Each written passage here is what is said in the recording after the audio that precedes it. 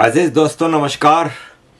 अजीज दोस्तों, इंग्लैंड की cricket team Pakistan पहुंच गई है और मेरी पूरी बेस्ट विशेस हैं इंग्लैंड की क्रिकेट टीम के लिए।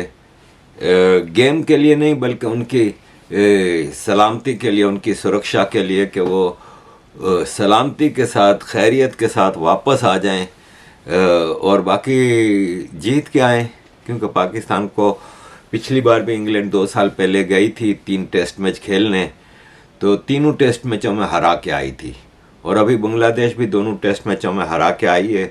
तो पाकिस्तान में डिसयूनिटी क्रिकेट टीम में बहुत है, क्योंकि हर आदमी अपने आप को वहाँ पे तुर्रम खान समझता है। कैलिबर है नहीं, नेशनलिज्म, पैट्रियोटिज्म तो पाकिस्तान में बची नहीं है। सबका अपने जो विशेस हैं, अपने जो जज्बात हैं, वो अपने एथनिक ग्रुप के लिए हैं या फिर अपने सेक्ट के लिए हैं। शिया है, सुन्नी है, वहाबी है। और इसी तरह पाकिस्तान में ज़ाहिर जो काबिल नहीं है, जो वो खिलाड़ियों को आगे लाया जाता है जो क्वालिटी नहीं है जिनमें। एक मिसाल ले लें कि बाबर की पिछले 1-1.5 साल में टेस्ट क्रिकेट में क्या परफॉर्मेंस है। एक 50 तक नहीं की है, लेकिन लगाया हुआ है। ठीक है, चलें, ठीक है, आप T20 में खिला रहे हैं, वनडे में खिला रहे हैं, टेस्ट मैच में उसकी परफॉर्मेंस नहीं, फिर भी ज़बरदस्ती चलाया जा रहा है। शाहीन आफरीदी को पता नहीं क्या डेनिस लिली या पता नहीं मैल्कलम मार्शल बनाया हुआ है। बुमराह से ऊपर समझते हैं, बुमराह के पाँव की जूती के बराबर नहीं है शाहीन आफरीदी। क्या परफॉर्मेंस है। लेकिन बहरहाल अगर परफॉर्मेंस या कैलिबर या जो उसकी जो क्वालिटी है उस पर अगर पाकिस्तान में फैसले होते तो आज पाकिस्तान कहाँ से कहाँ होता, क्रिकेट में भी और दूसरी चीज़ों में भी। लेकिन बहरहाल ये अभी खबर आई कि शाहीन आफरीदी और शान मसूद बाकायदा घूंसे और लातों से एक दूसरे को मारा है ड्रेसिंग रूम में। ये इनकी सिचुएशन है और ये इंग्लैंड की टीम आ गई है। परसों इनका मैच है, पहला टेस्ट मैच मुल्तान में, और अभी तक टीवी राइट्स नहीं खरीदने के लिए कोई तैयार, मीडिया राइट्स। तो ये है कि दिस इज़ द सिचुएशन। अजीज़ दोस्तों, बिलावल भुट्टो ने अभी एक बम मारा है शहबाज शरीफ के ऊपर। एक्चुअली उस पे आने से पहले मैं बिलावल के हवाले से बता दूं कि काफ़ी दिनों से एक खबर गर्दिश कर रही है कि इसी साल दिसंबर से पहले बिलावल भुट्टो पाकिस्तान का अगला प्रधानमंत्री बन जाएगा। ये एक अनडिस्क्लोज्ड एग्रीमेंट था बिटवीन नून लीग और पीपल्स पार्टी के बारी बारी प्राइम मिनिस्टर बनेंगे। और अब बिलावल और इसकी पीपल्स पार्टी की पूरी कोशिश रही है पूरे 1 साल में, बल्कि 3 साल हो गए इनको गवर्नमेंट में। पहले PDM की सरकार थी, केयरटेकर, और अब ये।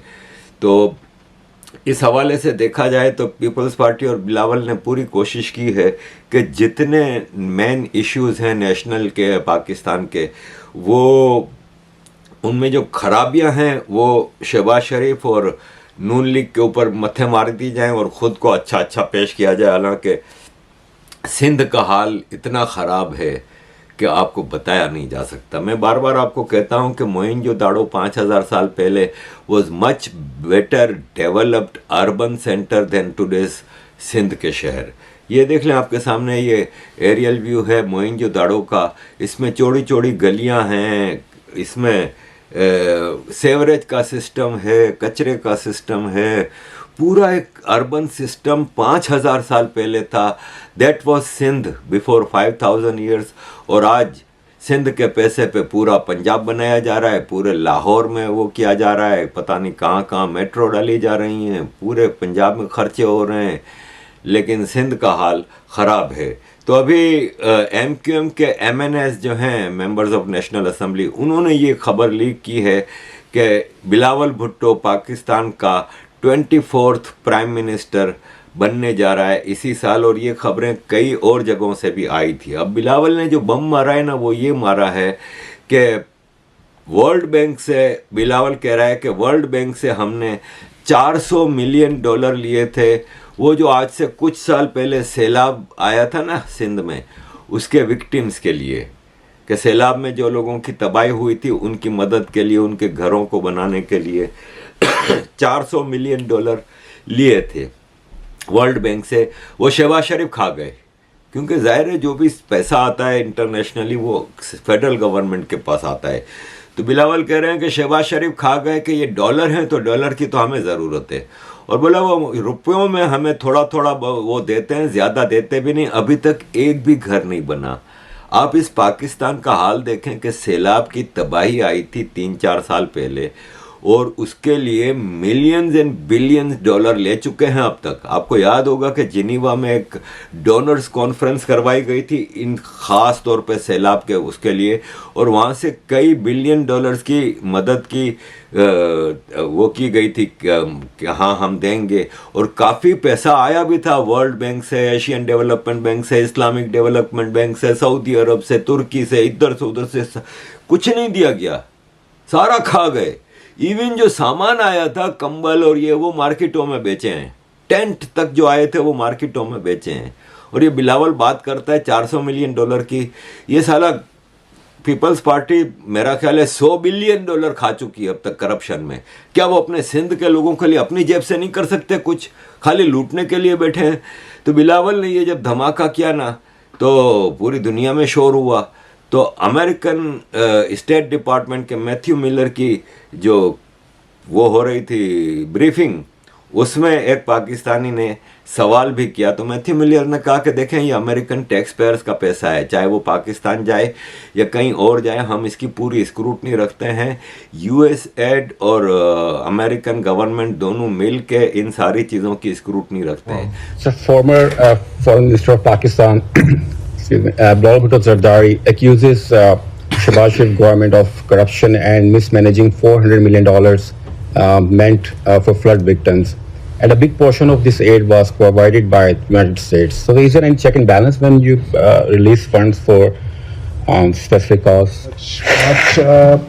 As you heard about the Prime Minister corruption, she has a niece as well that is also known for corruption, and you had called her milestone. CPJ on June 11 said about the press laws condemnation they issued against the milestone lady. The other day there was a protest. She arrested her, the police under her arrested an 80-year-old woman for protesting and put her in a physical remand as well. And she ordered $20 million vehicles while the government is begging for money. $20 million vehicles were purchased for government officials. I just want to give you opportunity once again to take that milestone. I'm just to say I apologize sometimes because I know this is often my answer to your questions. I am not tracking any of the details that you laid out for me here, so of course I'm not able to comment on them. Okay, there's this one. तो जाहिर है Pakistan America का एक नाजायज़ बच्चा है। इसके हर गलत काम को अमेरिका सपोर्ट करता आया है, इसके ऊपर पर्दा ढांकता आया है इनके गलत कार्यों के ऊपर। तो इसमें भी जाहिर है वो खुल के कुछ कहेंगे नहीं। इनके लिए पाकिस्तान में मतलब समझ नहीं आ रही कि ये पाकिस्तान में किस तरह चीज़ों को चलाएं। मैं आपको बताऊं कि मेरे पास जाहिर टाइम शॉर्ट होता है कि पाकिस्तान के हालात डेमोक्रेटिकली, पॉलिटिकली हर तरह से ख़राब हैं। इस पाकिस्तान कंट्री की सोसाइटी तबाह है, रिलीजियस ग्राउंड पे ख़त्म है, एथनिक ग्राउंड पे ख़त्म है, इकोनॉमिकली ख़त्म है, पॉलिटिकली ख़त्म है। आप यकीन माने कि ऐसी ऐसी चीज़ें वो लाने की कोशिश की जा रही है पार्लियामेंट में बिल कि जो रही सही छोटी मोटी जो दिखाने के लिए डेकोरेटिंग डेमोक्रेसी है वो भी ख़त्म करने के चक्कर में है। और इसमें सारे ही चोर हैं। लोग कहते हैं इमरान खान एक मूवमेंट ज़रूर चला रहा है, लेकिन वो अपने लिए चला रहा है, वो कोई पाकिस्तानियों के लिए कुछ नहीं कर रहा। 4 साल बैठा रहा, उसने क्या पाकिस्तानियों का किया? इकोनॉमी का बेड़ा गर्क करके रख दिया। 11-12 साल से केपी में गवर्नमेंट कर रहे हैं ये लोग। केपी का हाल देखें आप, केपी आपको 1400 साल पुराना केपी नज़र आएगा। कुछ भी नहीं है वहाँ पे, सोशली भी तबाह कर दिया है। तो मैथ्यू मिलर ने तो ज़ाहिर है अपना कवर करना ही था। इसके अलावा भी मैथ्यू मिलर से एक सवाल हुआ। तो देखें, आप यूएस की अथॉरिटीज़ से पाकिस्तान के हवाले से कोई अच्छी बात नहीं सुनेंगे, क्योंकि वो पाकिस्तान के इस करप्ट आर्मी के कंट्रोल्ड डेमोक्रेसी को हर तरह से सपोर्ट करते हैं। अजीज दोस्तों, आईएमएफ ने कहा है कि ये पाकिस्तान का जो 24वां लोन का प्रोग्राम है ना, ये लास्ट हो सकता है अगर पाकिस्तान हमारी कंडीशंस को पूरा करे। यानी जो आईएमएफ ने कंडीशंस पाकिस्तान की इकोनॉमी के सुधारे के लिए रखी हैं, उसको पूरा करने के लिए अगर पाकिस्तान सीरियसली वो काम करेगा तो पाकिस्तान को आगे लोन लेने की ज़रूरत नहीं पड़ेगी। इन अदर वर्ड्स अगर देखा जाए तो कंडीशंस पूरी करेगा तो ज़रूरत नहीं पड़ेगी, कंडीशंस पूरी नहीं करेगा तो आईएमएफ देगी नहीं। तो ये लास्ट होगी, लेट्स सी। इसलिए कि अमेरिका को पाकिस्तान की तो इस जियोपॉलिटिकल सिचुएशन में, इस रीजनल पॉलिटिक्स में पाकिस्तान की और पाकिस्तान के क्रिएटेड सपोर्टेड टेररिस्टों की बहुत ज़रूरत पड़ती रहती है। इसलिए लेट्स सी कि वो क्या होता है, लेकिन आप ये उम्मीद करें कि पाकिस्तान की इकोनॉमी के सुधारे के लिए ये सरकार कुछ करेगी तो फॉरगेट इट। पंजाब गवर्नमेंट ने अभी हंड्रेड्स ऑफ मिलियंस की गाड़ियां ऑर्डर की हैं। मतलब आप देखें कि इनके पास हजारों गाड़ियां हैं सरकार की, और अभी नई गाड़ियां लेनी है और लग्जरी गाड़ियां लेनी है, हेलीकॉप्टर्स हैं, प्राइवेट जेट्स हैं, पता नहीं क्या क्या ये हाल है। तो आप कैसे इकोनॉमी का सुधारा देखेंगे? जो अपने सैलाब की मदद करने वालों के लिए पैसे आए हुए हैं वो नहीं देने को तैयार अपनी जनता को। ये तो दान है ना, दान भी देने को तैयार नहीं, दान भी खा गए हैं, तो फिर आप इनसे क्या एक्सपेक्ट करेंगे? यहाँ राजनाथ जी ने, भारत के डिफेंस मिनिस्टर राजनाथ जी ने बड़ी खूबसूरत बात की। जितनी रकम के लिए पूरा पाकिस्तान इंटरनेशनल मॉनेटरी फंड के सामने मिन्नतें कर रहा था, उससे कहीं ज्यादा रकम जम्मू कश्मीर के लिए हमारी गवर्नमेंट ने मुहैया कराई। मैंने तो कहा कि मेरे पाकिस्तान के दोस्तों, क्यों दूरी बनाकर हमसे रखे, क्यों दूरी बनाकर रखे? आप हमारे पड़ोसी मुल्क हो, और हमारे आदरणीय अटल बिहारी वाजपेयी जी कहा करते थे, जिंदगी में दोस्त बदल जाते हैं लेकिन पड़ोसी नहीं बदलता। यदि हमसे बेहतर रिश्ते बनाकर नहीं रखते, आज जो आपको इंटरनेशनल मॉनेटरी फंड से जो मांगना पड़ा है, उससे ज्यादा तो हम दे देते। अगर पाकिस्तान भारत के साथ अच्छे ताल्लुकात रखता ना, भारत के साथ ये टेररिज्म और ये गंदी हरकतें ना करता ना, अगर भारत में एजिटेशन के लिए स्लीपर सेल्स एक्टिव करने, वहाँ पे सारा इतना खर्चा होता है भाई, ये अगर ये सिर्फ ये ना करता ना, और भारत के साथ अच्छे ताल्लुकात होते और भारत के साथ ट्रेड चल रही होती ना, मैं आपको यकीन दिलाता हूँ कि पाकिस्तान के ऊपर एक पैसे का कर्जा ना होता। लेकिन बहरहाल हिंदू दुश्मनी आपकी रगों रग रग में भरी हुई है, तो आप से कोई चीज़ एक्सपेक्ट की नहीं जा सकती अच्छी तरह से। अभी आपने पाकिस्तान में जाकिर नाइक को बुलाया हुआ है। जाकिर नाइक हरामज़ादा, इससे बड़ा कोई गंदा आदमी, बदबूदार आदमी दुनिया में नहीं होगा। अभी इसको एक प्रोग्राम में स्टेज पे बुलाया गया, छोटी छोटी मासूम बच्चियों को देने के लिए शील्ड या इनाम, और ये तो ये स्टेज से भाग गया। कहता है कि नहीं नहीं, नामहरम बच्चियाँ हैं। अरे तुम्हारे जहन में इतना गंद भरा हुआ क्यों है? तुम हर लड़की को गंदी नज़र से देखते ही क्यों हो? अगर तुम गंदी नज़र से नहीं देखोगे तो दुनिया की कोई औरत, कोई लड़की, कोई बच्ची तुम्हारे लिए नामहरम नहीं रहेगी। लेकिन तुम लोगों के अंदर सेक्स भरा हुआ है ना, क्योंकि तुम लोगों का इस्लाम इज़ ऑल अबाउट सेक्स, तो तुम लोग बस सेक्स का सोचते रहते हो। तो छोटी छोटी बच्चियों से भाग गया, जबकि यहाँ पे ये इंटरव्यू दे रहा है एक औरत, तो ये नामहरम नहीं है। इनका हिपोक्रेसी से आप कुछ कर ही नहीं सकते। ये कह रहा है कि अक्सर प्रोटेस्ट से नुकसान होते हैं, लेकिन इसका मतलब ये थोड़ी है कि आप प्रोटेस्ट ना करें। बांग्लादेश में जो प्रोटेस्ट हुआ, मुझे यकीन है कि बांग्लादेश में बेहतरी लाएगा, क्योंकि हसीना वाजिद की गवर्नमेंट डेमोक्रेटिक नहीं थी। अब आप बताएं कि डेमोक्रेटिक गवर्नमेंट ये खबीस यूनुस की है, जो इलेक्शन में ही नहीं था, कभी किसी चीज में नहीं था, वो डेमोक्रेटिकली बैठा हुआ है। और ये भाई साहब हसीना वाजिद जो डेमोक्रेटिकली इलेक्टेड गवर्नमेंट थी, वो इसके लिए डेमोक्रेसी नहीं। और बांग्लादेश में बेहतरी लाएगा। बांग्लादेश भीख मांगने पे आ गया भाई, IMF से, वर्ल्ड बैंक से, सबसे भीखे मांग रहा है। ये अभी यूनुस अमेरिका गया था तो ये सिर्फ भिखारियों की तरह सबसे मांग रहा था, जैसे शहबाज शरीफ मांगता रहता है। तो बांग्लादेश में ये बेहतरी लाएंगे।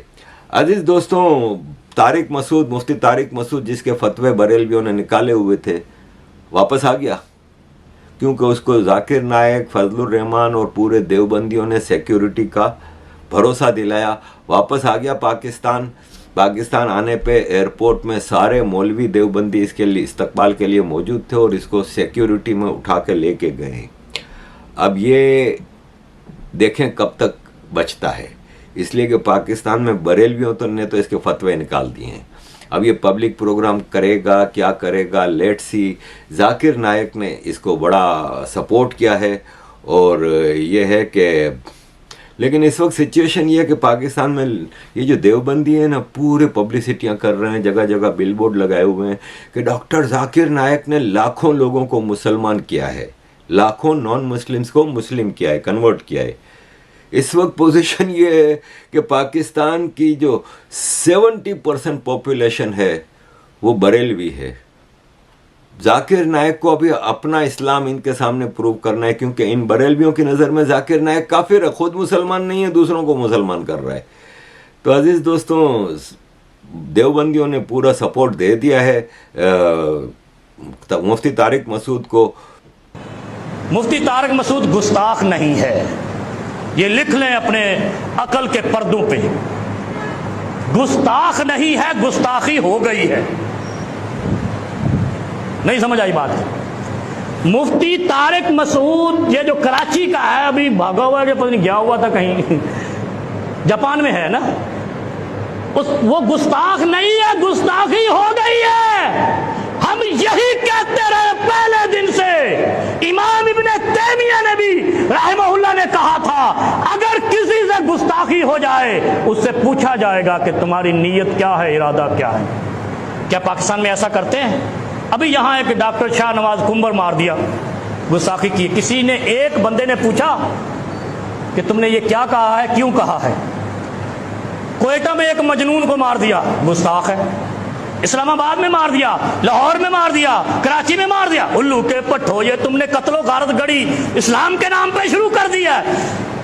हमने वो जो मैं बात कर रहा था कि दुनिया के हर चैनल पे हमारा क्लिप चला, मैंने कहा था गुस्ताखी का फैसला डीसी करेगा, एसएसपी करेगा, या डिस्ट्रिक्ट के चारों मसालक के 4 उलमा जमा करके जिरगा करके फैसला किया जाएगा कि ये गुस्ताख है या नहीं है। यही आज कहते हैं कि मुफ्ती गुस्ताख नहीं है, गुस्ताखी कर गया है, लिहाजा माफी होगी। सीधी बात है। और ये जो तुमने चक्कर चला रखा था ना, ये भी तौहीन कुरान कर रहा है, ये भी गुस्ताखी कर रहा है, वो भी गुस्ताखी, और मार दो बगैर पूछे। इंशाअल्लाह इन्हीं मसलकों के मौलवियों के घरों में ये आग लगा दिए हैं। पूरे फतवे दे दिए हैं मुकाबले पे कि नहीं तारिक मसूद ने कोई वो नहीं किए, ब्लास्फेमी नहीं की, और ये है वो है। तो अजीज दोस्तों, this is the situation. Pakistan इस वक्त एक तबाह सोसाइटी है और इसका कोई हल नहीं है। होपफुली जल्दी हमारी जान छूट जाएगी। थैंक यू वेरी मच अजीज दोस्तों for all your support. Kindly keep supporting.